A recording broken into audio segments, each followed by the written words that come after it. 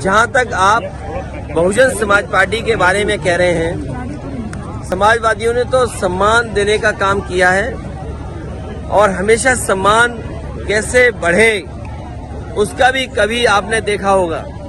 मुझे तो वो समय याद है जब समाजवादियों ने संकल्प लिया था कि देश की प्रधानमंत्री उस वर्ग से हो जिन्होंने समाज के तमाम बुराइयों का सामना किया है हजारों साल।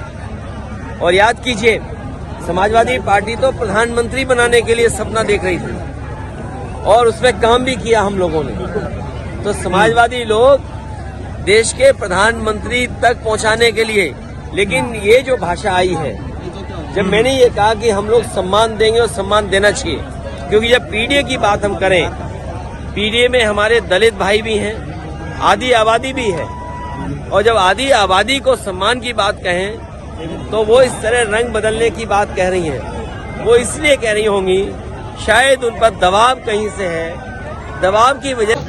अगर आपको याद हो, सपा और बसपा के गठबंधन की सबसे पहली शर्त यही थी कि वो प्रधानमंत्री बनेंगी।